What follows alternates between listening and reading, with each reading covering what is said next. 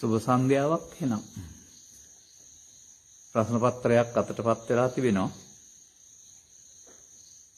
ඉදිරි දවස් දෙකේ ලෝක ළමා දිනයට කිට්ටුව දරුවන් වෙනුවෙන් යුතුකමක් ඉටු කරන්න තියෙන නිසා ඒක දේශනයකට සහ අවශ්‍ය නම් ඊට අදාළ ප්‍රශ්න වලට ඉඩ දෙන්න කල්පනා කරන බැවින් පසුගිය දවස්වල ලැබෙන තිබුණ කතා නැත්නම් පසුගිය දවස්වල කරපු කතා ආශ්‍රයෙන් ලැබුණ ප්‍රශ්න ටිකක් නැත්නම් ඒවා නැතුව හරිය ලැබුණ ප්‍රශ්න ටිකක් සම්බන්ධයෙන් කතා කරන්න තමයි අද කල්පනා කරන්නේ. මේ ප්‍රශ්න පත්‍රය වම කියවලා බැලුවා. ඒක විචිත්‍රත්වයක් විවිධත්වයක් තිබෙනවා. විචිත්‍රත්වයේ විවිධත්වය ජීවිතයට අදාළයි මේ හැමදෙනාගේම. ලෝකෝත්තරයට විතරක් නෙවෙයි ලෞකිකයටත් අදාළයි. ලෞකිකයට යහපත් වෙන පැත්තේ කාරණාවක් තියෙනවා. යනවා අපි එකින් එක කතා කරලා බලමු. නරඹන සවන් දෙන ඔබේ යහපත නැත්නම් අවබෝධය සඳහා. පළවෙනි එක බුදුදහමේ සඳහන් සත්‍යක්‍රියාව. බුදුදහමේ සඳහන් සත්‍යක්‍රියාව සත්‍යක්‍රියා කිරීම යනු කුමක්ද? එසේ සඳහන් කළ හැකි නම් එය කරන නිවැරදි ආකාරය කුමක්ද?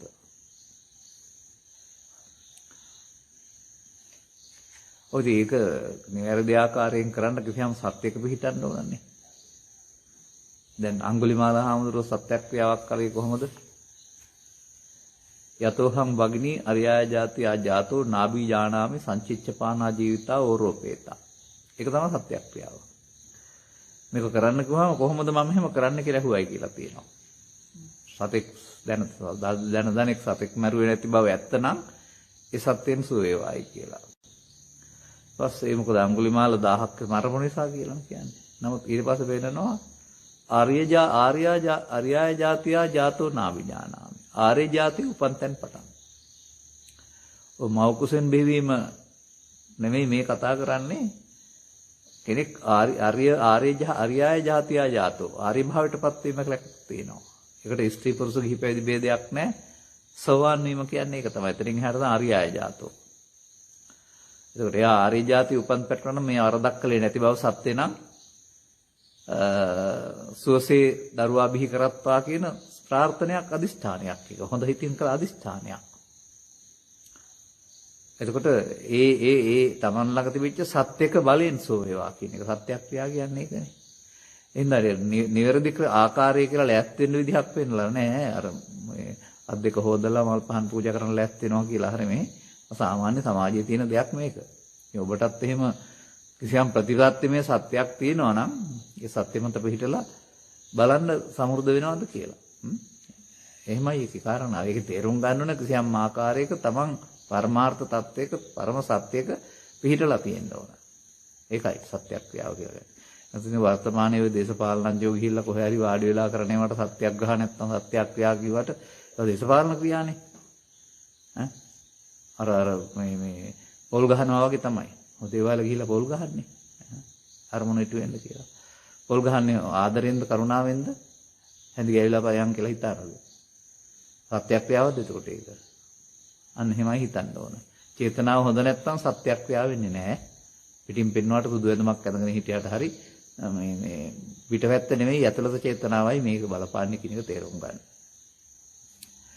බුදුන් වහන්සේ වදාළ පරිදි ත්‍රිකෝටික පාරිශුද්ධ මාංශය ගැන පැහැදිලි කිරීමේදී වෙළඳපොළ තුල ඇති මස් මාළු කෑමෙන් ඉල්ලුමට සැපවීම න්‍යාය අනුව ප්‍රාණඝාත අකුසලයේ සිදු වේද?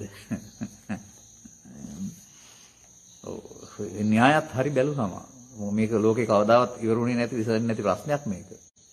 මේ කෙනෙකුට කියන්න පුළුවන් මස් මාළු කන එක වැරදි. ඉතින් ලෝකේ කවදාවත් 100%ක් ඒක වෙන්නේ නැහැ. මෙතන බලන්න ඕක නෙමෙයි.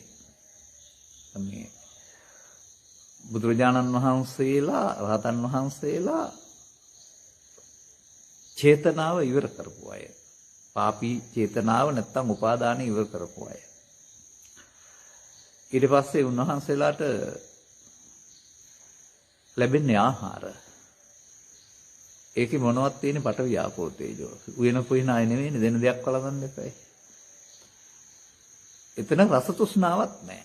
රසයට නෙමෙයි ආහාරය වළඳන්නේ. අර ප්‍රත්‍යවේක්ෂාවේ පෙන්වනානේ ශරීරයේ බඩගිනි වේදනාව නිවා ගන්න අලුතින් වේදනාව ඇති කර ගන්න නෙමෙයි බ්‍රහ්මචර්යාවට උදව් වෙනස කියලා. නමුත් මේ පෘථග්ජන සමාජයේ ආහාරයේදී රසපස්සෙන් යනවා.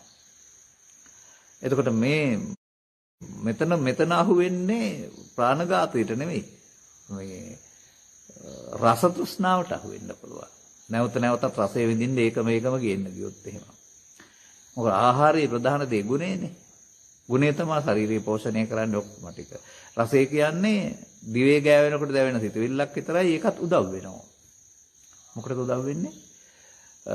රසනහර පින යනවා කියලා එකක් තියෙනවා. ඒ කියන්නේ කේට ග්‍රන්ථි සක්‍රිය වෙලා ජීර්ණ පහසුව ඇති කරන්නේ එන්සයිම ක්‍රියාත්මක වෙලා රස නිසා. ඒක රස අනවශ්‍ය නැහැ, රස අවශ්‍යයි. නමුත් රසය විඳින්න දිවේම ගාව ගන්න ඕන. එතකොට නැවතත් ඌරෙන් උර හරි කටෙන් කට හරි අදයි හෙටයි අනිද්දායි අවශ්‍ය ප්‍රමාණයට වඩා රස විඳින්න ගියොත් රසය නිසා ගුණය වැඩි වෙලා තරබාරු වෙලා වෙන දෙයක් හැදෙන්න පුළුවන්. ඒක තමයි රස කාමී වැරද්ද. ඒ නිසා තමන වැළඳීම කියන වචනේ තියෙන්නේ ඒකයි. රසය කියන එක සිතුවිල්ලක් බව තේරුම් ගන්න ඕන. ඕනෑම දෙයක් දිවේ ගෑවුනහම මරුණාම කනේ ගෑවුනාට රහ දැනෙන්නේ නැහැනේ. කනට දැනෙන්නේ වෙන රසයක්. ඔළුවේ ගෑවුනහම වෙන රසයක් දැනෙන්නේ. රස කියන කතා කරන එක තේරුම් ගන්න ඕන. ඔය කියන්නේ මේ දිවේ රස. නමුත් ඇහෙත් රස තියෙනවා, කනෙත් රස තියෙනවා. රසයක් නේ අපි විඳින්නේ නේ.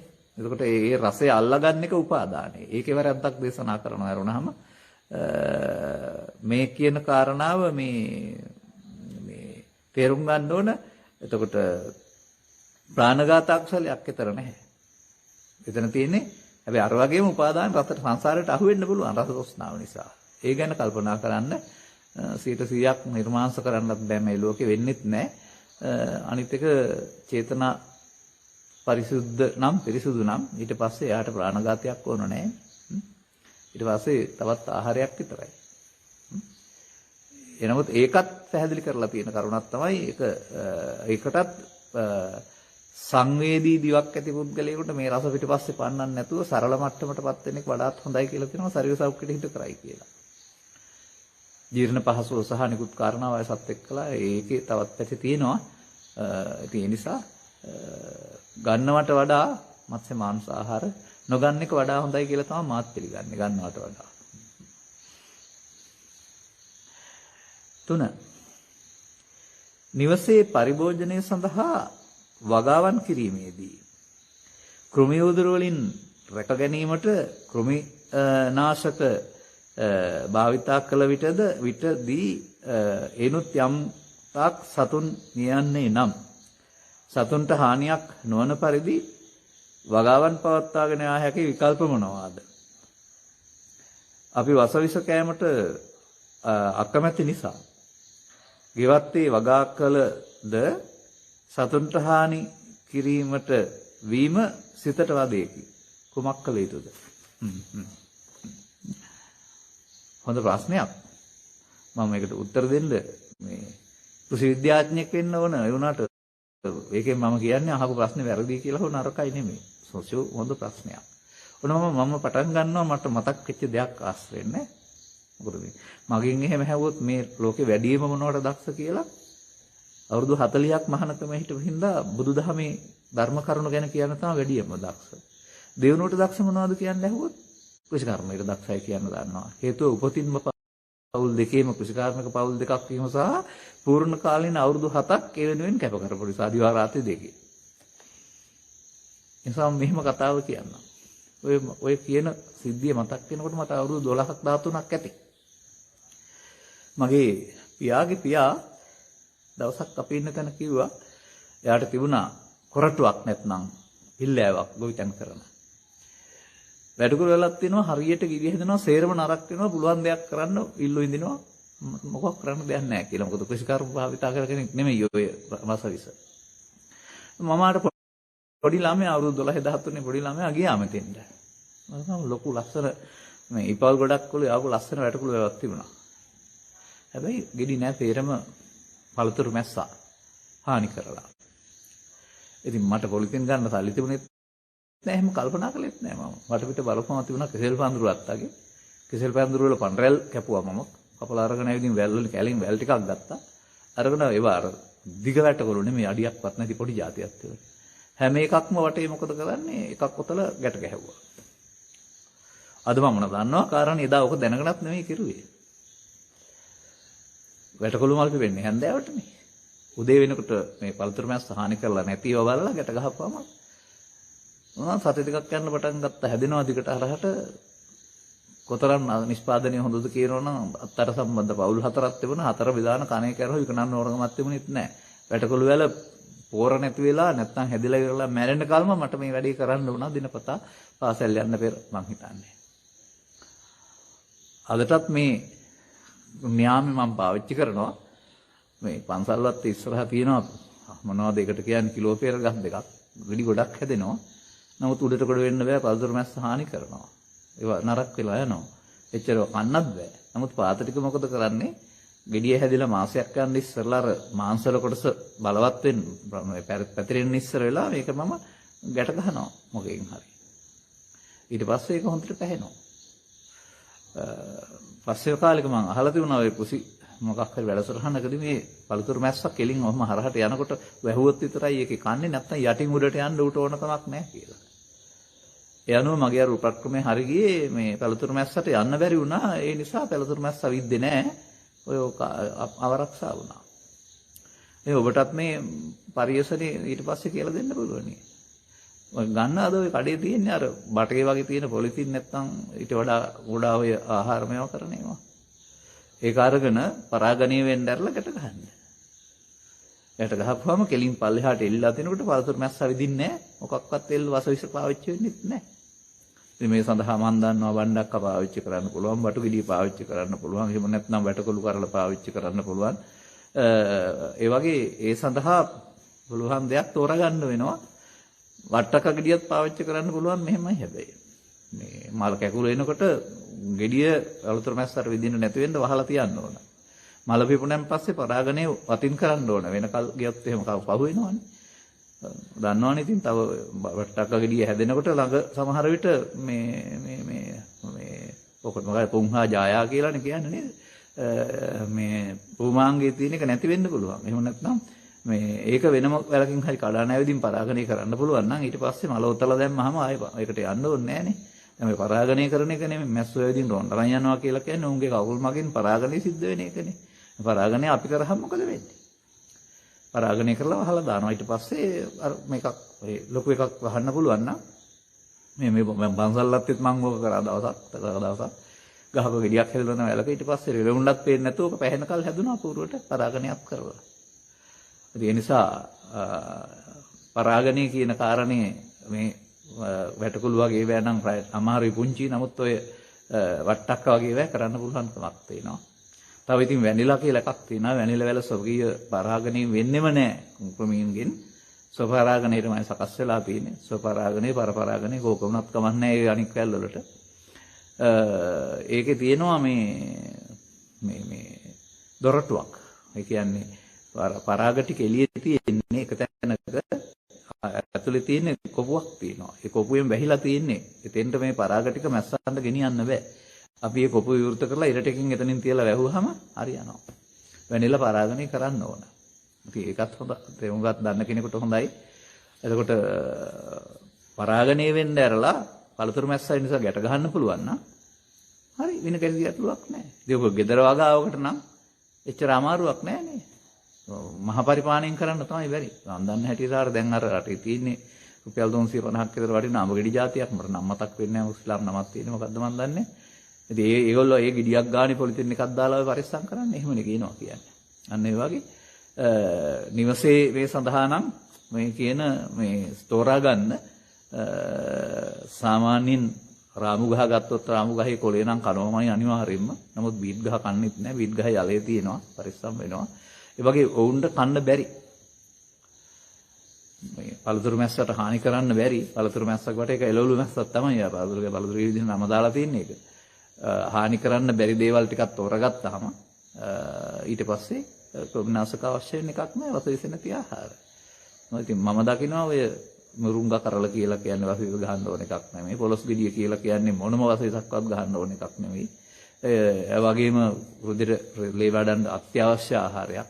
මිරිස් වැඩි කරන්නේ නැතුව ගන්න පුළුවන් නම් මිරිස් වැඩි විතර ගත්තාම තමයි අපේ යට තෙලු ඉදකම අගුල වෙලා තියෙන්නේ.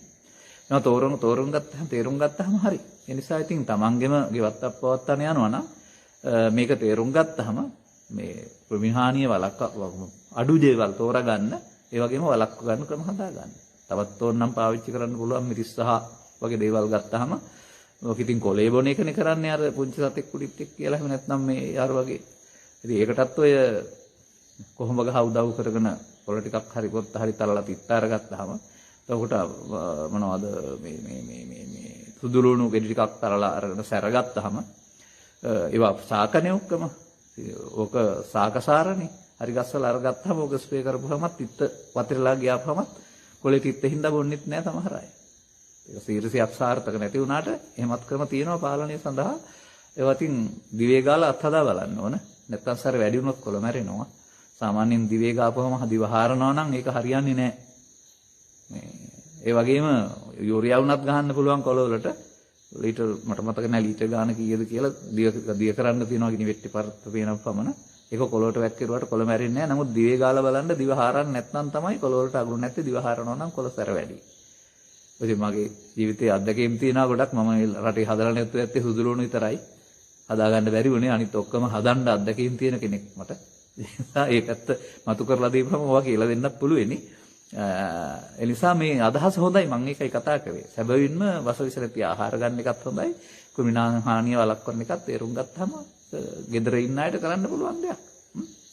ඒත් ඉස්සරහට යන්න වෙන්නේ මේකයි. මොකද 1970 තමයි මේ ලංකාවට 69 70 කාලේ තමයි ඔය පෝර සමග විනාශක එන්න ගත්තේ. දැන් අවුරුදු 50ක් වහ ගෑවනේ අපි. 50ක් කාලා තමයි ඔයගොල්ලෝ රෝගීන් හැදිලා තියෙන්නේ. දැන් එකපාරටම තියමුක නවත්තන්න ගත්තාම තව අවුරුද්දක් විතර වහ කණ්ඩ දීලා පාලනය කරා නම් හොඳයි කියලා මං හිතන්නේ. එකපාරටම නවත්තපුවම ඒක දරා ගන්න බැරි වුණා මිනිස්සෙයින්ට. ඒ වගේ අස්සලටත් දරුව යනවා. අවුරුදු 50ක් තිස්සේ පොළොව වස වුණා. තව 25ක්වත් යනවා හැදෙන්න ආපහු. රටක් වශයෙන් හිතලා ඉන්න නිසා වසවිච්ච පොළොව නවත්තා ගන්නට ඒකට වසවිස නොයදෙන තරමට තමයි හොඳ. ඒක හොඳ ප්‍රතිපත්තියක්, තීරණයක්. තීරණයක් වශයෙන් ප්‍රතිපත්තිමේ තීරණය හොඳයි. නමුත් ඒක ඉක්මන් වැඩි ගත්ත එක මං හිතන්නේ. ටිකක් කල්පනා කරලා දූරදර්ශීව ජනතාවට ඒවට හුරු වෙන්න ඇරලා එහෙම නැත්නම් කොම්පෝස්ට් හරි තව ඒකට අදාළ සරු තියෙන දෙයක් දාලා පොර හදාගන්න ඇරලා කරා නම් හොඳයි කියලා තමයි මම කල්පනා කරන්නේ. තවත් පැත්තකුත් තියෙනවා. ඉතින් ඔය පොර කියලා කතා කරන එක ස්වභාවයෙන්ම මේ පොර හැදෙනවනේ. එහෙමත් එකක් තියෙනවා. ඔය මම දැකලා තියෙන්නේ මෙහෙමයි. සාමාන්‍යයෙන් වැඩියෙන් ගොරවලා බහැපු කාලෙට ගොයන් වලට මේ යූරියා දාන්න ඕනේ නැහැ. කොළ පාට වැඩි, සරු වැඩි. ඒකට වැඩි වෙනවා.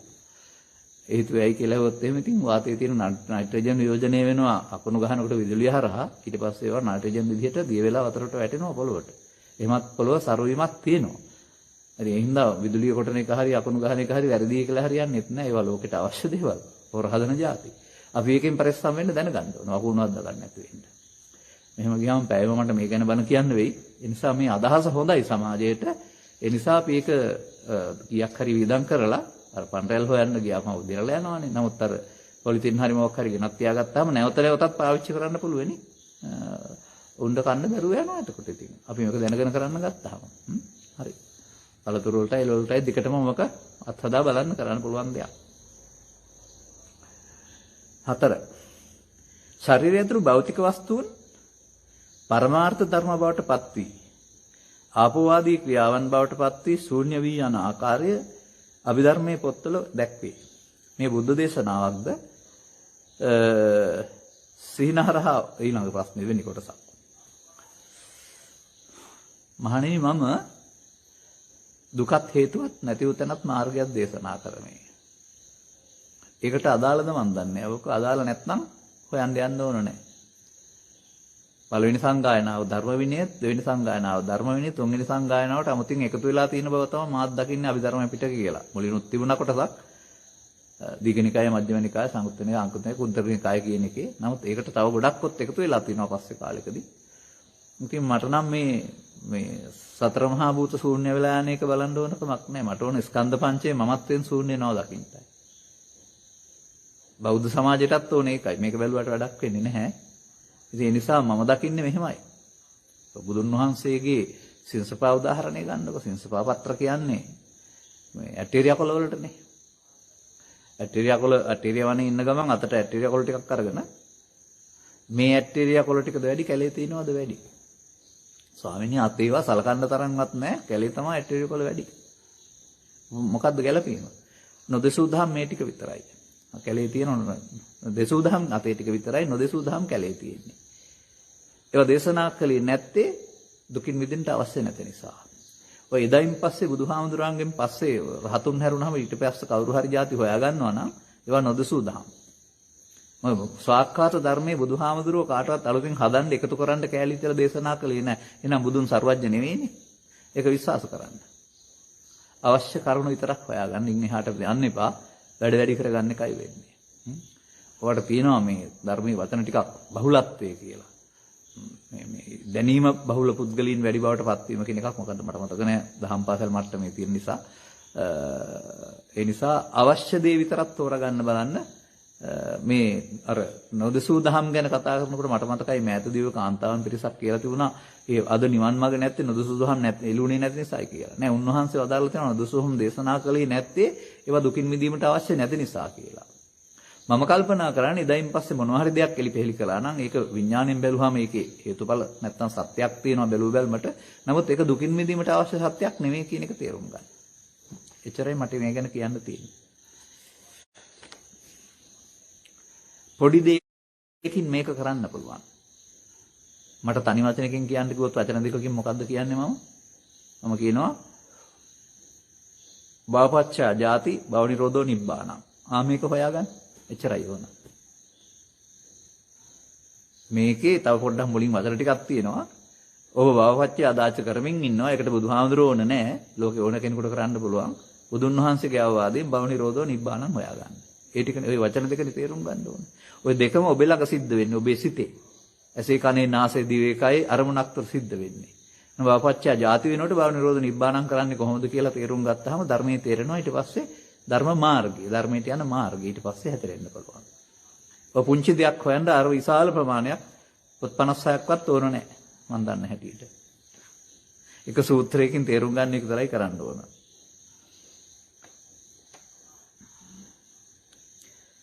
මා වසර කීපයකට පෙර හදවත් සැත්කමකට භාජනය විය.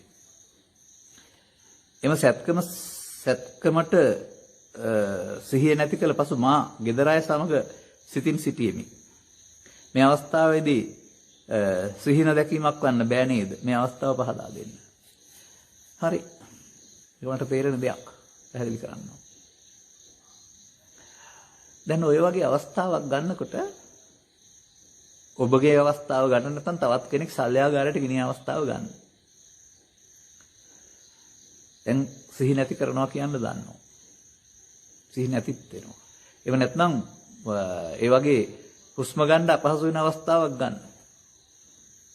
එතකොට මේ අවස්ථාවවලදී දෙකේදීම මොකද වෙන්නේ? බාහිර ප්‍රසාදයට තියෙන අරමුණු ගැනීමේ හැකියාව අඩුපණ වෙනවා.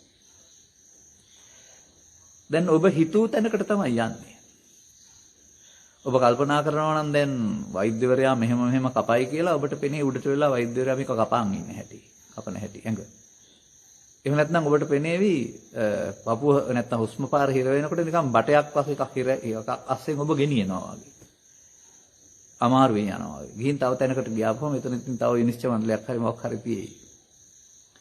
එතනදී කියාවේ මේ තව ඇයි ආවේ වෙන කෙනෙක් තමයි එන්න ඉන්නේ.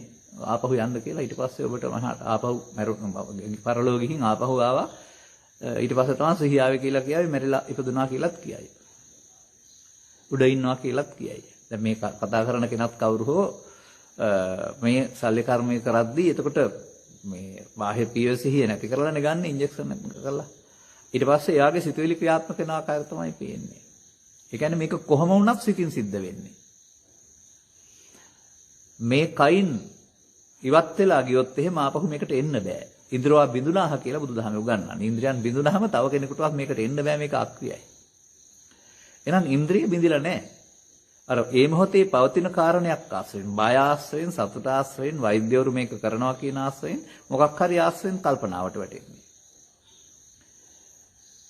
ඒ gedara අය සමග හිටියයි කියන එකේ තේරුම තමන්ගේ සිතේ තිබෙනව සිතුවිලිත් එක්ක තමයි තමන් හිටියේ කියන එක. ඒක ඇත්තම තමයි. බාහිර අය වගේ තමයි පෙනෙන්නේ. නමුත් මේක තමන් හදාගන්න ලෝකයක්. ඒ නිසා අර මිය ගිහින් ආපහු ආවා කියන අය කියන කතාව පවා මිය ගිහින් ආව නෙමෙයි. ඒගොල්ලෝ අර හිතේ ටිකක් අර හදවත හුස්ම ගන්න අපහසු වෙනකොට ඒට අනුව දැනෙන එක තමයි හිර වීම. ඊට පස්සේ පහළ වුණ සිතුවිලි ටිකක් මනෝද්වාරික සිතුවිලි ටිකක් ආපහු කියන එක තමයි අර කියන්නේ. මේක සිදුවෙන ආකාරය තේරුම් ගන්න බැරි නිසා තමයි ඒකට ඔය එක එක අර්ථ තියෙන්නේ. උඩට වෙලා බලන් හිටියා. දොස්තර මහත්තුරු කපනවා දැක්කා. සහෝදරයෙක් හිටියා. කෝක වුණත් පංචද්වාරය අහනකොට සිතුවිලි ඔස්සේ ගිය ලෝකයක් තමයි තියෙන්නේ. ඒකට අදාළ වෙන්නේ මොකද්ද කියලා මට කියන්න බෑ. වෛද්‍යවරු වෙන්න පුළුවන්, වේදනාව වෙන්න පුළුවන්, කල්පනාව වෙන්න පුළුවන් ඕන එකක්. එතකල් මේ වැඩේ කරන කල් අපිට සිතුවිලි පවතින්න ඕනේ. කයින් සිත වෙන් වෙන්න බෑනේ. ඒ සිතුවිලි පැවතුන ආකාරය තමයි ඔය තියෙන්නේ. එක එක්කෙනාට පේන ආකාරය. ප්‍රශ්නයක් කරගන්න කිසිවක් ඇත්තේ නැහැ මේකේ කියන එක තමයි කියන්න තියෙන්නේ. සිහින ලෝකයක් නෙවෙයි. ඒක සිහින මනෝද්වාරයෙන් නින්දට ගියේ නෑනේ. නමුත් එහෙමත් එකක් තියෙනවා. දැන් අපි කල්පනා කර ඉන්නේ. කල්පනා කරගෙන ඉන්නකොට සිතුවිලි පේන්නේ නැත්තේ ඇයි? බාහිරට අවධානය යොමු වෙලා තියෙන නිසා. ප්‍රසාද පහ බාහිරෙන් අරමුණු ගන්න නිසා. නමුත් මෙතන ප්‍රසාද අඩපණ වුණානේ. ශල්‍ය කර්මයකදී ප්‍රසාද අඩපර කරනවා නිර්වින්දනයේදී. එතකොට එහෙනම් අර මනෝද්වාරික නින්ද නෙවෙයි. නමුත් සිතුවිලි ආපු එක තමයි පේන්නේ ඔය.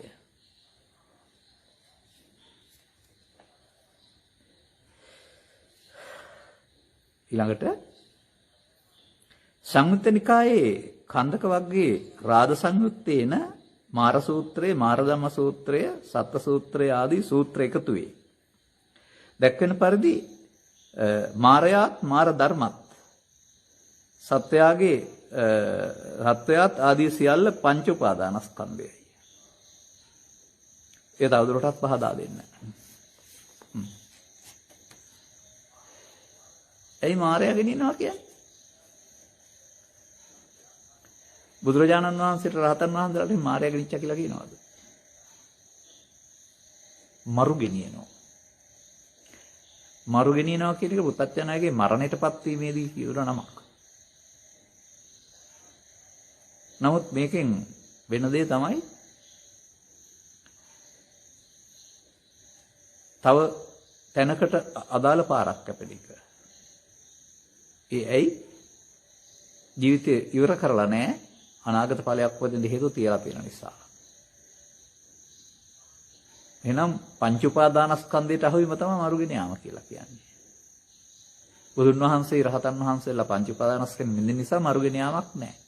මරුට නොපෙනේ. දැන් මේ මහත්මයා හෝ නෝන කතා කරන කාරණේ නිරන්තරයෙන් මගේ අතටපත් වෙන මගේ පොත් ටිකේ තියෙන එකක් නේ කටපාඩම්. මම කියන්නේ කටපාඩමේ. මාරෝති බංචේ උච්චති කිත්තාවතානකෝ බන්තේ මාරෝති උච්චති. ස්වාමීනි මාරයා කියලා කියනවා. කොපමණිද මාරයා කියලා කියන්නේ? රාදය යම් කෙනෙක් ගාව පංච උපාදානස්කන්ධය තියෙනවා නම් මාරයා ඉන්නවා. එතකොට එහෙනම් පංචස්කන්ධය ලෝකේ පහළ වෙන්න ඕන ජීවත් වෙන්න උපාදානස්කන්ධය බවට පත් කරගන්නවා කියන එකේ තේරුම සසරට බැඳෙනවා නැත්නම් මරුට අහු වෙනවා. පංච උපාදානස්කන්ධේ නැමැති මායя තමයි සත්වයා පවෙන් පරලෝ ගෙනියන්නේ, පිනෙන් පරලෝ ගෙනියන්නේ, ධානයෙන් පරලෝ ගෙනියන්නේ, හතර අපාය හෝ දිව්‍ය ලෝකේ හෝ බ්‍රහ්ම ලෝකේ පංච උපාදානස්කන්ධයෙන් මිදිලා නැහැ. මරුට තමයි ඉති මරුගේ සීමාව ඔය. ඒකට වඩා එකක් හොඳ වුණාට. එතකොට මරු තමයි මේ වැඩේ කරන්නේ. ඕකට තමයි මාර සංකල්පය කියන කෙනෙක් නෙමෙයි. එතකොට මේකෙන් මිදෙන්න තමයි මිනිස්සුන්ට බුදුහාමුදුරුවෝ පහළ වෙලා ධර්මයක් දේශනා කළේ ජායනෝ මාර බන්ධනා. ඒ කියන්නේ උපාදානෙන් මිදීම. උපාදානේ භයං දිස්සා ජාති මරණ සම්භවේ. අනුපාදාය මුච්ඡanti ජාති මරණ සංඛායේ. ජාති මරණයට දෙන්නා උපාදානේ බියක් වශයෙන් දැක උපාදානෙන් මිදෙන්න ජාති මරණ නැහැ. සසර නැත්නම් දුක උපාදානය මුල් කොටගෙන. අනිත්‍ය නිසා දුකයි නෙමේ උපාදානීය දුකයි. උපාදානයේ නැත්තම් දුක නැහැනේ. නෑ උපාදානයේ අපි අතින් සිද්ධ වෙන වරදක්. ඒක මෙලොවට ඇවිදින් අපි කරගන්නවා. ඒ නිසා මම කියන්නේ උපාදානයේ පාපයයි උපාදානයෙන් මිදීම කුසලයයි.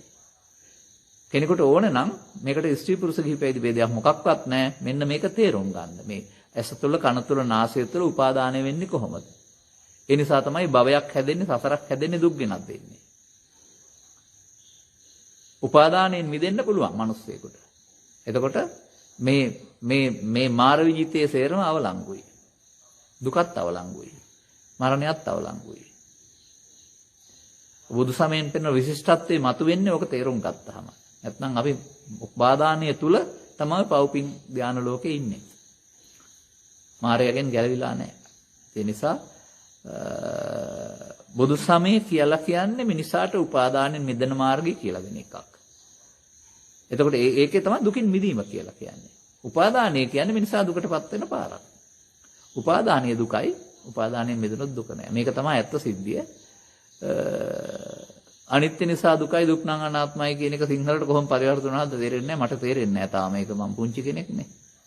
පාලිය නම් යදනිච්ඡන් තන් දුක්ඛං යම් දුක්ඛං තදනක්ඛතය තියෙනවා. ඒක සිංහල තේරුම හදලා තියෙන කට්ටිය කොහොම ලිව්වද මට තේරෙන්නේ නැහැ. මොකද බුදුහාමුදුරුවෝ උපාදානයේ දුකයි කියලා තියෙනවා. අනිත්‍ය නම් දුකයි කියලා තේරෙන්නේ නැහැ. මොකද බුදුන් වහන්සේ බුද්ධත්වයට පත් වුණාන් පස්සේ ස්කන්ධ පංචකේ අනිත් දුක්ඛානාත්මයමයි ක්‍රියාත්මක වුණේ. දුකින් මිදෙන්න දේශනා කළා යරුණාම දුකයි කියලා දේශනා කළා. දැන් සෝවාන් පුද්ගලයා ස්කන්ධ පංචකේ අනිත් දුක්ඛානාත්ම වශයෙන් බලලා තමයි සකෘදාගාමි අනාගාමි අරිහත් වෙන්නේ. ඒ දුකයි කියලා බලලාද වෙන්නේ. ඒක අනිත් දුක්ඛානාත්ම වශයෙන් බැලීමෙන් කෙලෙස් නැසෙන්න එපායි. දුකින් මිදෙන්න එපායි. මම නම් ඔය දන්නවා තේරුම ඉස්සරහට කියන්නම්කෝ. දැනට කියමින් ඉන්නවා කන් ඇහෙන්නේ නැහැ කාගේවත්. ඒකයි කාරණේ. ඒ කියන්නේ බොරුවට නිදින්නන්නේ නැහනේ. ඇත්තට ඉඳන් ඇහැරවන්න පුළුවන් බොරුවට ඉඳ ගියාම ඇහැරවන්න බෑනේ. දන්නේ නැහැ වාගේ ඉන්නවත් දන්නවයි. ඒ නිසා අපි ඒක පැත්තකින් තියලා මේක හරිනේ. සංකිට්ඨේන පංච උපාදානස්කන්ධා දුක්ඛ. ඒක තියෙන එකක් නේ. එහෙනම් ඒක අපිට තේරෙනවා නම් අපි ළඟ වෙන හැටි ඒකෙන් මිදෙන්න අන්නේ මිදෙන මාර්ගය තමයි ආරි මාර්ගය කියලා කියන්නේ. නැත්තම් භාවනාව කියලා කියන්නේ විදර්ශනා භාවනාව. භාවනා කියන්නේ ඕනෑම දෙයක් වඩනවටනේ. විදර්ශනා වඩනවා කියන්නේ උපාදානෙන් මිදෙන්න මොහොතක් පාසා අවස්ථාව කාලය පාවිච්චි කරන එක. එහෙනම් බුදු සමය මායාවෙන් මිදෙන මාර්ගයක්. මරුට නොපෙනේ කියලා පෙන්වන උපාදාන මිස පුද්ගලයා. ඒ ගිය දිහා හොයන්න බෑ. මායාවේ සීමාව නෙවෙයි.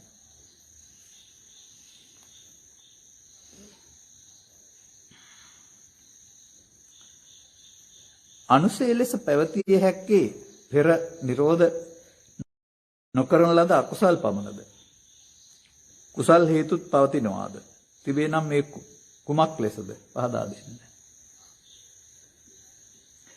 මේ වචනේ පාවිච්චි කරලා තියෙන්නේ පින්පව් වර්ථයෙන් වෙන්නේ නැති මේ කුසල අකුසල් කියලා. නමුත් මම ගන්නවා මේක ලෝකෝත්තර කුසල් කියලා පැත්තක් අනිත් ඔක්කොම ගන්නවා මම කර්ම කියලා. එතකොට මේ කතා කරන්නේ මේ අනුසය කියන එකේ තේරුම පවතුලත් තණ්හා උපාදාන අවිද්‍යා සංකාර අනුසය ඉතුරු වෙනවා. පින තුලත් තණ්හා උපාදාන අවිද්‍යා සංකාර අනුසය ඉතුරු වෙනවා. ධානය තුලත් තණ්හා උපාදාන අවිද්‍යා සංකාර අනුසය ඉතුරු වෙනවා. අනුසය කියන්නේ මතකේ නෙමෙයි, සිද්ධි නෙමෙයි, මේ ලෝභ දේශ මොහ මූලය කියන එක. එතකොට අනුසය පව් වශයෙන් තියෙන්න පුළුවන්, පින් වශයෙන් තියෙනවා, ධාන වශයෙන් තියෙන්න පුළුවන්. එවම්පි තණ්හානුසය 97 තණ්හානුසය ඇතිතුරු නැවත නැවතත් උපාදානයේ දුක හට ගන්නවා. නැත්නම් මේ ජීවිතෙන් එහා පැත්තටත් උත්පත්ති හට ගන්න සිදුන මොකක් නිසාද? පව් උපාදානයෙන් සතර ආපාය, පින් උපාදානයෙන් කාමසුඛතිය, ධාන උපාදානයෙන් බබලෝ. ඒ උපාදාන නිසා තමයි මේ පැවැත්ම සිදු වෙන්නේ. උපාදානයෙන් සත්වයා සසරට බැඳලා තියෙනවා. නිසා මේ වචනේ සකස් කරගත්තාම හරි පුණ්‍ය හේතු, පාප හේතු, ධාන හේතු.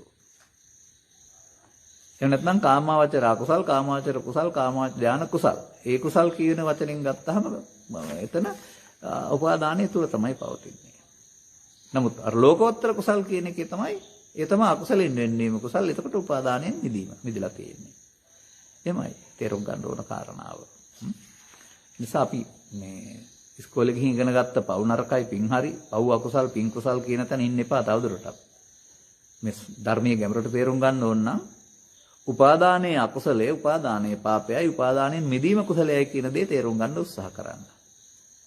කතා බුදුන් නෙලි කර රහස. සමාජයට වචනේ එළි වෙලා නැහැ, තව නිසා සමාජය ගත වෙලා නැහැ, මිනිස්සු භාවිතා කරන්නේ නැහැ එච්චර.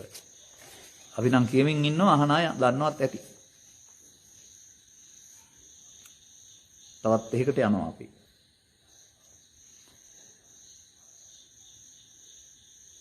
පටිච්චසමුප්පාද පාළිය අප ඉගෙනගත්ත යුත්තේ සලායතන වලින්ද අවිද්‍යාව වලින්ද? මට නම් හිතෙන්නේ සලායතන වලින් පටන් ගත්තොත් හරි කියලා. නමුත් පොතේ තියෙන්නේ අවිද්‍යාවෙන්. මේ පිළිබඳව පහදා දෙන්න. මේ මාතෘකාවට මම ඉහ ගහන්නේ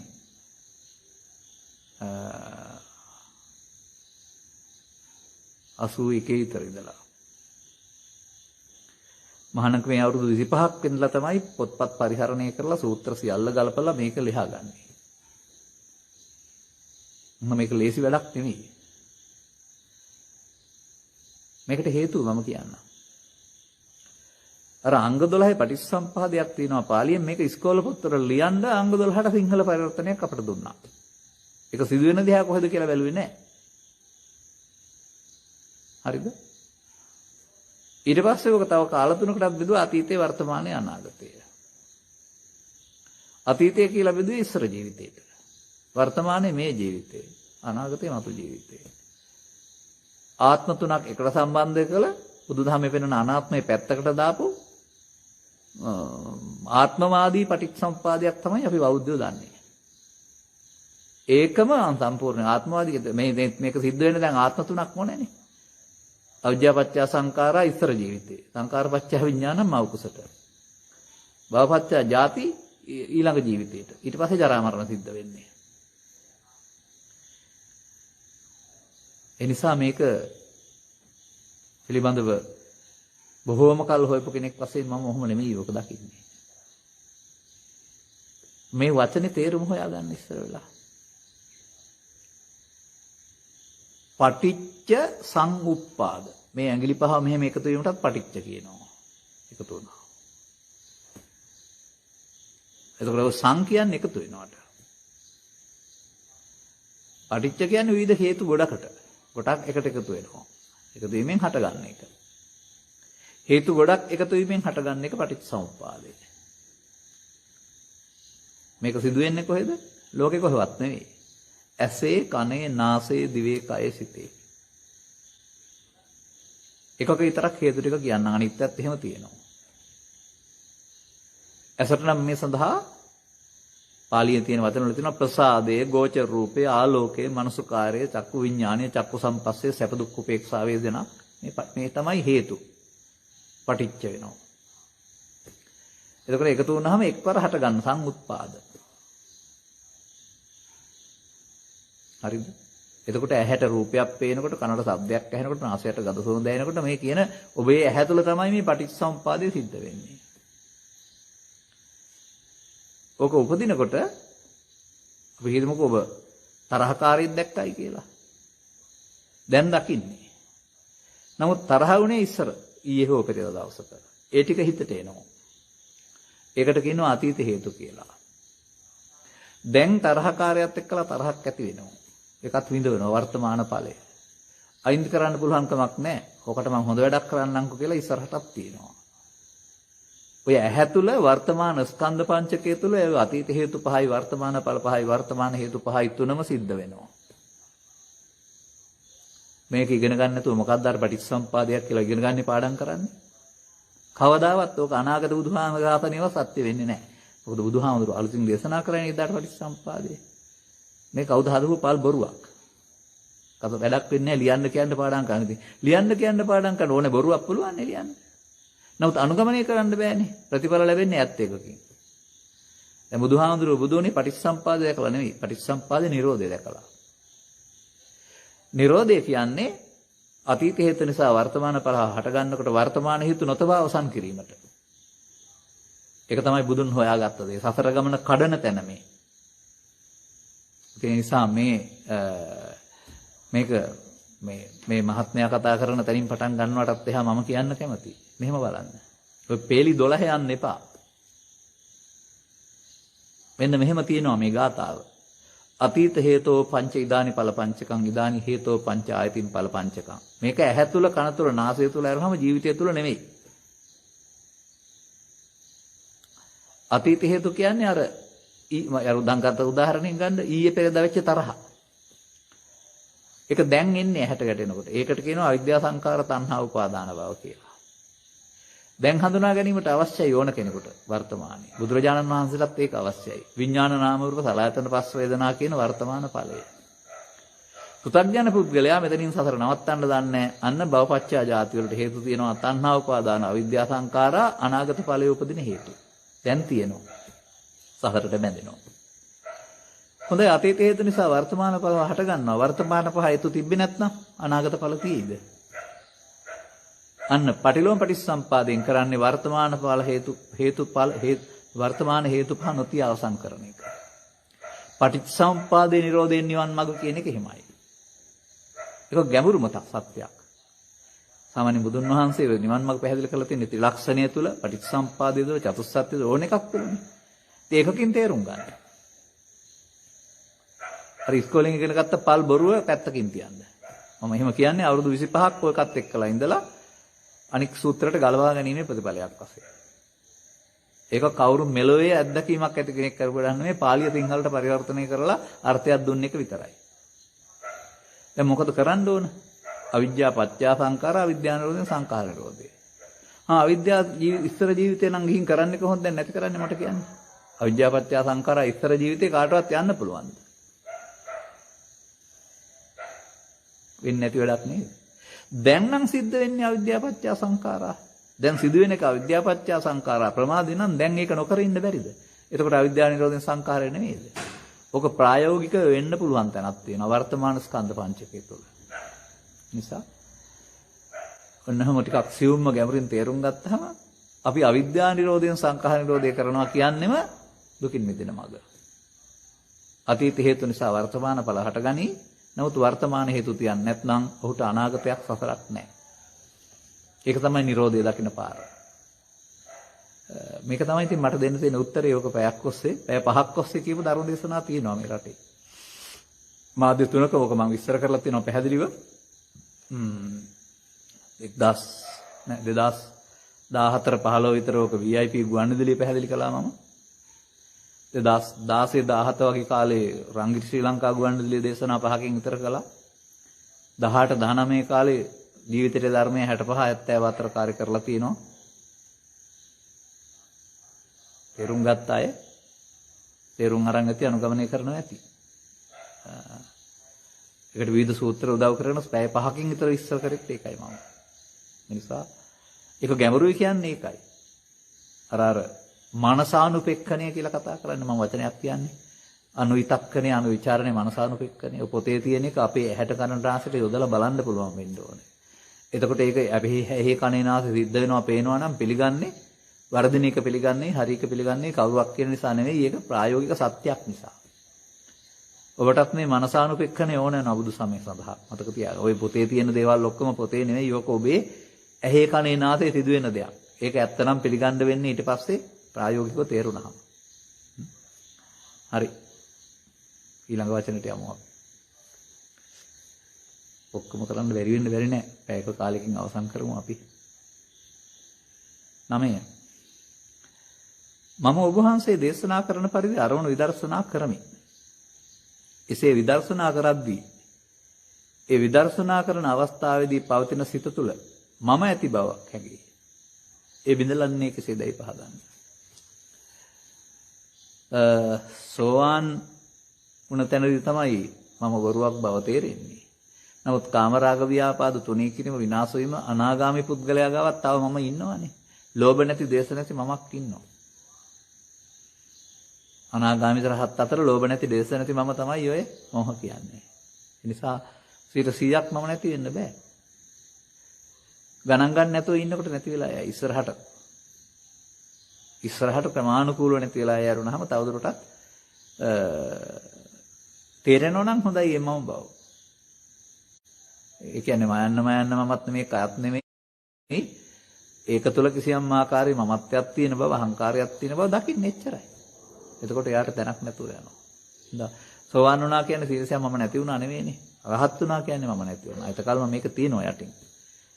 ඒ තම තමන්ට තියෙන දැනීම තුල හැකියාව තුලත් පවා මේක තියෙන්න පුළුවන්. තේරුම් ගත්ත කෙනෙකුට පේනවා දැන් මම සමහර අයට කියලා දුන්නා අම්මට දුවට නැත්නම් සමහර පවුල් වල අයට අනිත් තමන්ට වඩා අනිත් අයට තමයි මෙයාගේ මම උපදිනවා පේන්නේ ඔන්න මම උපදින්නයි එන්නේ කියලා දෙන්න කියලා. ඉතින් ඒ නිසා ඒක මේ මම හඳුනාගත්තාම තමන්ට තමන්ගේ මම එන වෙලාවල් හොයාගන්න පුළුවන්. ඒ දැක්කහම ඊට එහාට යාට ඉඩ නෑ. දකින්න කියන්නේ ඒකනේ. දැක්කේ නැතුවම තමයි මම දිනන්න යන්නේ ක්‍රියාත්මක වෙලා. දැක්කම මම අයින් වෙනවා එතනින්. එහෙනම් දකින්නයි ඕන. 100ක් එකපාර විඳන්නේ නැතුව ක්‍රමානුකූල ප්‍රතිපදාවක් ඉස්සරහට යන්න. එතකොට මම නිකන් කොයි වගේ එකක්ද? මම නිකන් හරියට හුලම් පුම්බපු බැලුණයක් වගේ. එකපාර හුලම් බහින්නේ නැහැ. කට ඇරියන් පස්සේ ටික ටික බහගෙන ගිහින් තමයි බිඳුවටම බහින්නේ. අන්න එහෙම එකක්.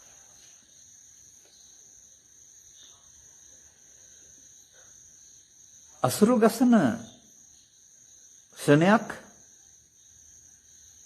අනිත්‍ය සංඥාව වැඩිවීමෙන් මහත්ඵල මහානිසංස ලැබෙන බව බුදුන් වහන්සේ දේශනා කර ඇති බවට දේශකයන් වහන්සේලා පවසනවා. එසේනම් අනිත්‍ය සංඥා වැඩිවීමෙන් සතර දික් වෙනවා නේද? පහදා දෙන්න. ඔව් බුදුන් වහන්සේ මේක දේශනා කරලා තිනවා. ඔක තියෙන්නේ මං හිතන්නේ අපුත්තක සූත්‍රයේ හෝ වේලාම සූත්‍රයේ. තේරුම් ගන්න තියෙක තියෙන්නේ. තේරුම් ගන්න තියෙක තියෙන්නේ. ඔය අනිත් සංඥා වරනවා කියන්නේ කෙස් අනිත්‍යයි, ලොම් අනිත්‍යයි, නිය අනිත්‍යයි කිය හිත හිතා ඉන්නවට නෙවෙයි. මේ පංචස්කන්ධය කියන්නේ ඇහි කනේ නාසයේ දිවේ කය අරමුණක්නේ හටගන්න එකනේ. එතකොට අරමුණ අල්ලගන්න එකට නිත් සංඥාවනේ කියන්නේ. දැන් බුදුන් දේශනා කරන්නේ සත්‍යය සසර ඇවිදින්නේ අනිත්‍ය දුක්ඛ අනාත්ම අසමුදය නිත්‍ය සුඛාත්මකට ගත්ත නිසා. එනම් පව් කිරීමේදී පින් කිරීමේදී ධානය වැඩිීමේදී තියෙන නිත්‍ය සංඥාව සසරට බැඳෙන එක. පංචස්කන්ධය වචනෙන් කියවෙනකොට නිත්‍ය සුඛාත්ම සංඥාවේ පංච උපාදානස්කන්ධ පරිහරණය කරන්නේ. තේරුම් ගත්ත පුද්ගලයාට මොහොතකින් දකින්න පුළුවන් පංච උපාදානස්කන්ධේ අල්ලාගත්තේ නැත්නම් හේතු ඉතුරුනුයි අවසන් වෙනවා කියලා අසුරු ගසස අනිත්‍ය සංඥාව වැඩුවා වෙනවා.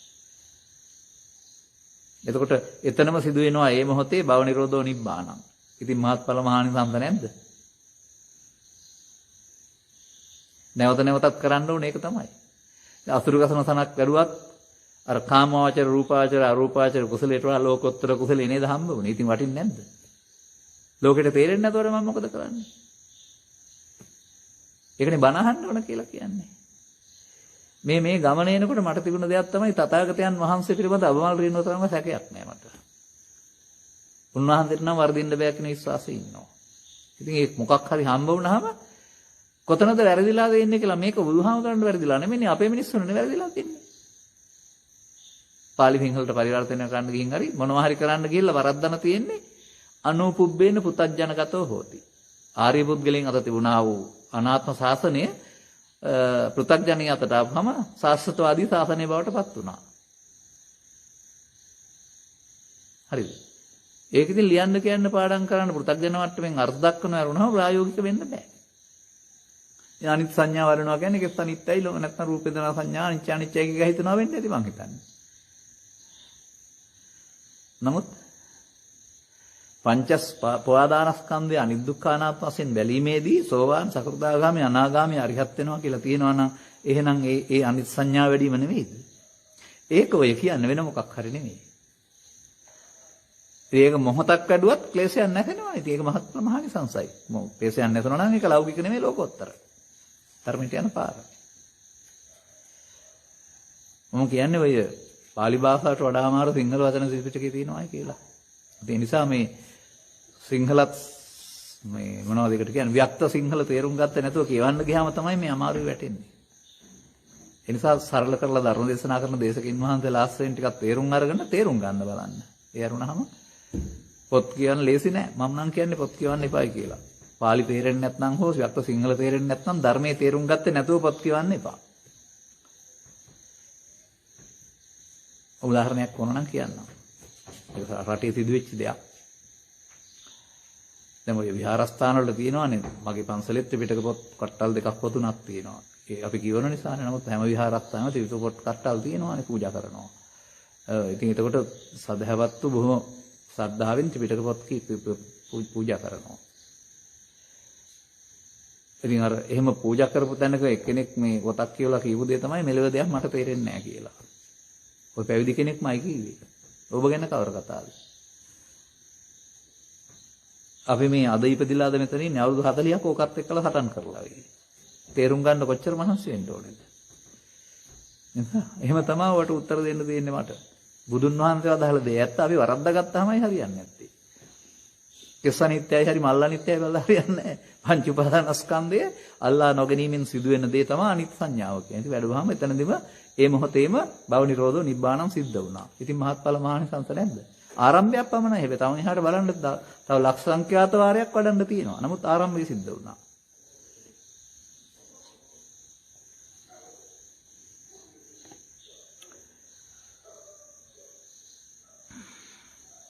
කාමයේ වර්ධව ඇසිරීම යන්න නිවැරදි පහදා දෙන්න.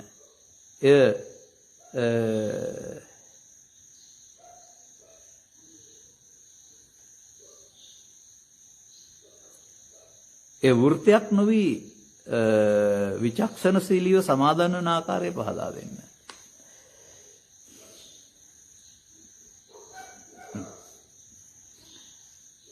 මේක ඉතින් දෙවිදිහක කියන්න වෙනවා. හරිද? මේක ලෞකික අර්ථයට එක අර්ථයක්. ලෝකෝත්තර අර්ථයට තව අර්ථයක්. දෙක කලවම් කරලා තමයි අපේ රටේ අය ඉන්නේ. මම හිතන්නේ චුන්දහෝ මොකක් හරි සූත්‍රයක් තියෙනවා මේ ඔය දසකුසල් විග්‍රහ කරන එකක්. ප්‍රාණඝාත, අදත්තාල, කාම විත්‍යාචාර, මුසාවාද කියන සියල්ල විස්තර කරනවා. මේකේ කාම විත්‍යාචාරය යොදලා තියෙන්නේ එදා සමාජයේ තිබිලා තියෙනවා දැරිවියන් ඉන්නවානේ. මාතු රක්ෂිත, පීතු රක්ෂිත, වාතු රක්ෂිත කියන්නේ අම්මගේ, තාත්තගේ, සහෝදරයාගේ, සහෝදරියගේ, පුංචි අම්මගේ, ලොකු අම්මගේ, එහෙම නැත්නම් ළමා නිවාසයක නැත්නම් ඔය වගේ ආරක්ෂාවටපත් වෙච්ච අය. අන්තිමට තියෙනවා මොකද්ද සුදු ඇඳුමක්ද කොඩියක්ද වචනකුත් තියෙනවට මතක නැහැ මොකද්ද කියලා. ඒකෙන් පෙන්වන්නේ ඔවුන් සුරක්ෂිතයි, ඔවුන්ට අතවර නොකළ යුතුයි කියන එක. මෙන්න මේ රක්ෂිතව ඉන්න අය ඔවුන්ගේ අවසරයෙන්තරව අරන් යන එක කාමීත්‍යාචාරය කියලා පෙන්නලා තිබෙනවා. එතකොට ඒකේ දා සමාජයේ තිබිලා තියෙනවා එහෙමනම්. දැන් ඔයිට වඩා එහාට මම මොකක් කියන්නම්. මම ඉදක් කිව්වද මන් දන්නේ මේක. බුදුරජාණන් වහන්සේ පහළ වෙන්න හරි ලෝකේ ආගම් පහළ වෙන්න ඉස්සෙල්ලා තමයි මේ මිනිස් සමාජය හැදිලා තියෙන්නේ. මේක සමීක්ෂණය කරලා බලුවොත් එම ලංකාව ලෝකේ පුරාම මේ මිනිස්සු හැදෙන්නේ කාන්තාව 50යි පිරිමි 50යි. ඒක පිළිගත් මතයක් සත්‍යයක්. පොඩි කාලයකට 49 51 වෙන්න පුළුවන්. පිරිමි මැඩියෙන් මැරුණොත් හරි කාන්තාව වැඩියෙන් මැරුණොත් හරි මොකක් හරි හින්දා. නමුත් ඒකේ හම්බ වෙන්නේම ඔහොමයි. දැන් මොකද මේකෙන් කියලා තියෙන පාරිසරික සත්‍යය? ඔබට උරුම එක්කෙනයි. දැන් මේ සත්‍ය පිළිගත්තොත් එහෙම ඔබ HIV වෛරසයට ගොදුරු වෙනවද?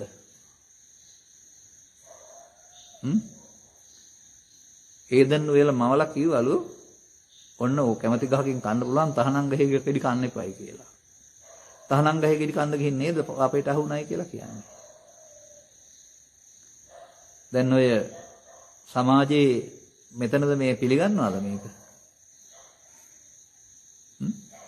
මේ රටේ ඇවිදින කෙනෙක් නම් කොන්දොස්තර හරි ඩ්‍රයිවර් වෙන්න පුළුවන් හරි. නැත්නම් ආරක්ෂක හමුදාව කෙනෙක් වෙන්න පුළුවන්. පස්පොලක පවුල් පහක්වත් ඉන්නවා. නිත්‍යානුකූලමත් ඉන්නවා 4 5 තමයි නැතුව හරි. එතකොට දැන් ඒක අර පිළිගත් සත්‍ය විලිහරන්ද තියෙන්නේ. එතකොට කාමයේ හැසිරීම වෙනයි කාම මිත්‍යාචාරය වෙනයි. පිළිගත් සම්මතය අනුගත කල විවාහය තුළ කාමයේ හැසිරීමක් තියෙනවා. ඒකේ අවශ්‍ය ආස්වාදයේ විඳ ගන්න තහනමකුත් නැහැ. ඒකේ බර දරන්න ඕන. දරු බර දරන්නේ අර ආස්වාදයේ විඳින්න ගිහින් බර පටව ගන්න වෙනවා. බර දරන්න තමයි වෙලා තියෙන්නේ. ඉතින් මේක අපේ අත්තලමුත්තලා ඒ බර දරාගත්තා. දරුවනුත් හැදුවා. පාලනයත් කරගත්ත යම් ක්‍රමවලට. ඔබයි ඔබේ වෛද්‍යවරු එකතුලා දැන් කාමීත්‍යාචාරය හැදෙන්න බව දන්නේ නැද්ද? මම කතා කරන්න කෙනෙක් නැහැ මේ රටේ.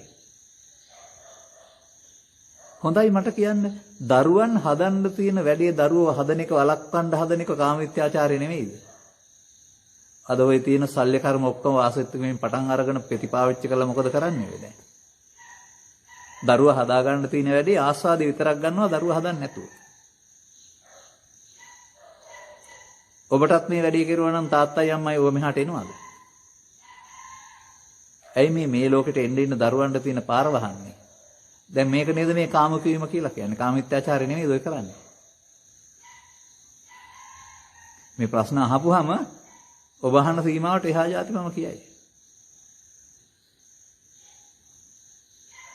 එහෙනම් වෛද්‍ය විද්‍යාව දිනු වෙලා අද මොකද කරන්නේ? කාමීත්‍යාචාරය. දරුවන් හදන්න තියෙන වැඩේ කරනවා. හැබැයි දරුවෝ එපා. අල්ලස විතරක් ගන්නවා වැඩේ කරන්නේ. ඔය මිනිස්සුන්ගේ හිත කෛරාටික පැත්තට ගිහිල්ලා පාපයට නැඹුරු වෙන හැටි නැත්නම් කාමුක වෙන හැටි. ඊට මෙහා පැත්තේ තියෙන සමාජයේ තියෙන තව ව්‍යභිචාර අනන්ත තියෙනවනේ නේ. ඊට මෙහා පැත්තේ මොන එක ගත්තත් ඒක විකෘතිකාමය. ඔක ස්වාභාවික ඔක තියෙන්නේ මොකටද? දරුවෙක් හදාගන්න. දරුවෙක් හදාගන්න අදහසකින් තොරව කොයි පැත්තට ඔක ඒකේ තියෙනවනේ විවිධ පැති තියෙනවනේ විකෘතිකාම. ඒ ඔක්කොම මිත්‍යාචාරය. ඒ කියන්නේ ඒකෙන් හොයන්නේ සිතුවිල්ල තලමරා ගැනීමනේ. තමන් අනිත් අයට කාට මොන හානියක් සිදුනත් කමක් නැහැ. තමන් සිතට වහල් වෙලා ඒ අරමුණ සිතුවිල්ලක් තලමරා ගැනීමනේ.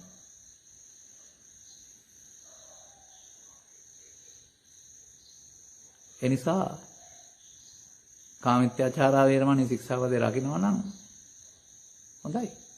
නමුත් කොහොම තේරුම් අරගන්නේ? එතනින් එහා පැත්තට ගත්තාම ලෝකෝත්තර පැත්තෙන් ගත්තාම ඔය ශික්ෂාපදයක් නෙමෙයි යෝග. හරිද? මේකට තියෙන වචන ටිකක් තියෙනවා. අහගන්න. මේකට කියන්නේ එක්වීම කියන අර්ථය. මේ එක්වීම කියන වචනේ තමයි සංසර්ගය කියලා කියන්නේ. එතකොට අපිට තියෙනවා සංසර්ග 6ක්. දර්ශන සංසර්ගයේ ඇහෙන් එක්වීම, ශ්‍රවණ සංසර්ගයේ කනෙන් එකතු වීම, සමුල්ලාපන සංසර්ගය කියලා දොරවල් 6ම කාය සංසර්ගය දක්වා. අරමුණට රැවටීම කියන අර්ථයෙන් මේ දර්ශන ශ්‍රවණ සමරු සංසර්ගය කියන්නේ. සයවිද සංසර්ගය. එතකොට ඒ කියන්නේ අරමුණට මුලා වීම. මේ තමයි හතර ඇවිදින පාර. එහෙනම් අරකින් වෙන වෙලා හරියන්නේ නැහැ. මේ නිවන් දකින්න මේ හයෙන්ම වෙන් වෙන්න වෙනවා. ඒ කියන්නේ අරමුණු ගන්න එකෙන් වෙන් වෙනවා කියන එක නෙමෙයි. අරමුණ මම මගේකට රූපකාම, ශබ්දකාම, ගන්ධකාම, රසකාම, පොට්ටක්කාම, ධම්මකාම. නැත්නම් රූප තණ්හා, ශබ්ද තණ්හා, ගන්ධ තණ්හා, රස තණ්හා, පොට්ටප්ප තණ්හා, ධම්ම තණ්හා. එතකොට සයවිද සංසර්ගයටම අහු වුණා.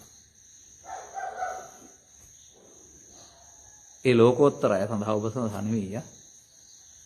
මේ වගේ ප්‍රශ්න ඉදිරිපත් කරපුවාම දෙපැත්තකට ඉදිරිපත් කරන්න වෙනවා මට කාරණා. ඒ නිසා ශික්ෂාපදයක් ඕන නැහැ. ඔබ මෙලොවට ආවේ මොකටද? ජීවත් වෙලා ඉන්නතුරු මැරිලා යන්න. ඉඳලා මැරිලා යන්න. ඔබට ආසාවන් තියෙන පුතක් ගැන කෙනෙක් වශයෙන්. ලෝකේ නීති තියෙනවා. හුඟක් හොයලා බලලා 100ක් 99ක් ගැලපෙන කෙනෙක් හොයාගන්න. ඉන් එහාට හිතන්නේ නැතුව ඔබට එක්කෙනයි දීලා තියෙන්නේ. එක්කෙනත් එක්ක ජීවත් වෙන්න. ඉන් එහා පැත්තට එක්කෙනා 4 දෙනා 6 දෙනා කරන ආගම් තියෙනවා. මේ 6 දෙනෙන් මම 70 දෙනෙක් ගන්න යන ආගම් තියෙනවා. ඒ ඔය ඉතින් මේ පැත්තට හදාන තියෙන හැටි අර කණ්ඩ හිතෙනකොට මේ කබරගොයක් තලගොයා වෙනවනේ. ඒ කාමක ලෝකේ මේ පැත්තට විඳින්න හොයන හැටි. නමුත් ඕකේ තේරුම් ගන්න ඕන බෞද්ධයා මේ අපි විඳින එකෙත් සිතුවිල්ලක් හදාන ඉදනවනම මේකෙත් හිස්සසාර බවක් බුදුහාමුදුරුවෝ දේශනා කරලා තියෙනවා. ඒ හිස්සසාරයි කිව්වේ ඇයි කියලා තේරුම් ගන්න. එතකොට තමයි අපිට නිවන් ඕන වෙන්නේ. නැත්තම් මේක පස්සේ පන්නයි. ඒක ඉස්සර කරනවා මගේ ධර්ම දේශනාවල ඕන තරම් මේ වෙලාවේ කාලය නෑ මට ගන්න. යම් ධර්ම දේශනාවක් ඊටමත් පැහැදිලිව තේරුම් ගැනීමට හැකියවීම සතරට හේතුවක් වීම බවෝපාදානයක් දෙයි පහදා දෙන්නේ. නෑ ඔය මගේ ප්‍රශ්න අහලා තියෙනකොටත් ඔය පුණ්‍යාන වදනා ලියලා තියෙන දැක්කමත් මටත් සතුට ඇති වෙනවා. මේගොල්ලෝ මේක කියන්නේ තේරුම් අරගෙන. සතුට කියන එක ද්වේදිත සහ අවේදිත පැත්තක් තියෙනවා. නිර්ාමිෂ කියලා එකක්. මේ කලබල වෙන්න එපා මේකට දැම්ම. ධර්මයේ තේරෙනට ඇතුළත සතුට ඇයි විතක් ਵਿਚාර පිසුකයක් කතා කියලා පෙන්නන්නේ. ලෞකික ධාන පැත්තෙත් තියෙනවා ලෝකෝත්තර පැත්තෙත් පෙන්නනවා. ඒ නිසා ඒ ඇති වෙන ප්‍රීතිය නිර්ාමිෂ ප්‍රීතියක්. ඒ හින්දා ඒක ප්‍රශ්නයක් කරගන්න එපා. තේරෙන්න ඕනනේ හාට. මට ඔය කතා කරන අය කියනවා වහන්සේ කියන දේවල් දැන් හොඳට තේරෙනවා කියලා. ලියලා තියෙන වචන වලින් පවා තේරෙනවා සමහර අයගේ.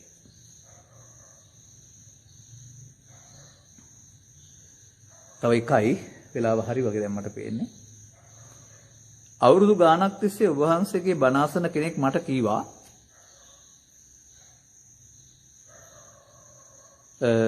මොකුත් කරන්න ඕන නැහැ. හිත දිහා බලන් ඉන්න එක කරන්න ඕන කියලා. ඕන දෙයක් කරන්න පුළුවන් ඇඟට නොගෙන ඉන්න ඕනයි කියලායි කිව්වේ. මේ ගැන ඔබ වහන්සේ උපදෙස් බලාපොරොත්තු වෙන්නේ. මේක හරිය වුණාට හරි ගස්සන්න ඕන. මෙහෙම කිව්වට කෙනෙකුට තේරෙන්නේ නැහැ. මේකෙන් කියන්නේ හතුන් මරන්නයි හොරකම් කරන්නයි අර වලට යන්න කියන එක නෙමෙයි. බුදුරජාණන් වහන්සේ ඒවට කියන්නේ සුචරිතවාදියෙක් විදිහට හිටියේ.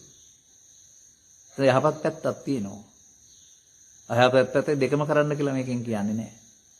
නමුත් එතනින් එහා පැත්තට මේ කියන කාරණේ පෙන්වන්නේ මොකක්ද? මේ සිතට නෙන්නේ. ඒ අල්ලගත්තාම සසරට බැඳෙන්නේ. පවේ හරි පෙනේ හරි ධානය හරි උපාදානය තමයි සසරට බැඳෙන්නේ. මේ ඇඟට ගන්න නැතුව කියන එකේ තේරුම තණ්හා උපාදාන භව කරගන්න නැතුව අවසන් කරන්න කියන එක. තස්සායව තණ්හාය අශේෂ විරාග නිරෝධෝ තණ්හා නිරෝධා උපාදාන නිරෝධෝ උපාදාන නිරෝධෝ භව නිරෝධෝ. භව නිරෝධා ජාති නිරෝධෝනේ. ඒක මොහොතක් පාසා කරන එක තමයි ඇඟට ගන්න නැතුව කරනවා කියන වචනෙන් කියන්නේ. තේරුම් ගත්ත පුළු පුද්ගලයාට භාවනා අභ්‍යාසය මේක. ඒක අර මේ පෙන්වන්නේ බාහිර වශයෙන් ඔය තියෙන දේවල් කරන එකක් නෙමෙයි මේ වැඩේ කරනවා නම් ඔක්කොම කරනවා කියලා පෙන්වන්නේ. ඉතින් මේක තේරුම් ගන්න නැතුව අපි කියමුකෝ බෝධි 100ක් හදනවා බෝධි 100ක් වඳිනවා නැත්නම් චෛත්‍ය 100ක් හදනවා අටවික 100ක් පූජා කරනවා. එතකොට අර අදාළ තැන තේරුම් ගත්තේ නැහැ. පින් බලාපොරොත්තු වෙන නිවන් බලාපොරොත්තු වෙනවා. නිවන් බලාපොරොත්තු වෙනොත් අනාගතේ ලැබෙයි සමහර විට. නමුත් මෙතන සිද්ධ වෙන්නේ පින් සිද්ධ වෙන එකනේ. කාමාවචර කුසලයේනේ. ඒකට විපාක හම්බ වෙන ඇරුණාම මේ කාමාවචර කුසලයේ කිරීමේ විපාකයක් වශයෙන් නිවන් ලැබෙනවා කියලා පෙන්වන්නේ නැහැ. කාමාවචර කුසලයේ කියන්නේ කර්ම රැස් කිරීමක්. කර්ම රැස් කිරීමට හම්බ වෙන්නේ විපාක. ඒක කර්ම විපාක. කර්මක්ෂය කරපුවම හම්බ වෙන විපාකේ ලෝකෝත්තර විපාක. ඉතින් කර්මක්ෂය කරන කිසිම කර්මයකින් ලෝකෝත්තර විපාක හම්බ වෙන්නේ නැහැ. කර්ම ඡය කරනකොට ලෝකෝත්තර විපාක හම්බ වෙන්නේ. ඒ කර්ම ඡය වෙන එක තමයි මේ පෙන්වන්නේ. මේ පෙන්වන්නේ ඇඟට ගන්න නැතුව ඉන්න පුළුවන් නම් හරි කියලා. ඇඟට ගන්නවට කියනවා මගේ ආත්ම කොට ගැනීම කියලා. ඇඟට ගන්න නැතුවට කියනවා නේතං මම නේතහමස්මෙන් නොයසෝ වත්තා කියලා. එතෙන්ද එන්න වෙනවා. හොඳයි ඉතින් මීට වඩා නම් කාලේ ගන්න වෙලාව ගියා. තව ප්‍රශ්න ඉතුරු ටිකක් තියෙනවා. තව දවසකට කල් දානවා. තව තියෙන ගොඩක් තියෙනවා. ඔන්න ඔබට මම පිළිතුරු සැපෙව්වා. මේ ප්‍රශ්න පත්‍රයේ තව 4ක් තියෙනවා. මේ 4 කියන්න ගියොත් තව විනාඩි 20ක්වත් යනවා. ඇති පැයක් ඇති. හොඳයි ඉතින් මේ කරුණු තේරුම් අරගෙන අනිත් පැත්ත එක්කලා කතා කරන්න. වාද විවාද කරන්න යන්න එපා. දිනන්න යන්නත් එපා. පරාජය කරන්න යන්නත් එපා. ඒවට නෙමෙයි මේක තියෙන්නේ. තේරුම් ගන්න විතරයි. ඒ නිසා තේරුම් ගැනීම තුළ ඔබේ ජීවිත තනියෙන් සහ පෞල් වශයෙන් යහපත් වෙන්නට අවශ්‍ය අවබෝධය පිණිස මෙම කරුණු පැහැදිලි කිරීම අපේ මේ ශ්‍රමය අපේ මහන්සිය හේතු වේවායි කියලා ප්‍රාර්ථනා කරනවා. සුබ සන්ධ්‍යාවක් සුබ රාත්‍රියක්.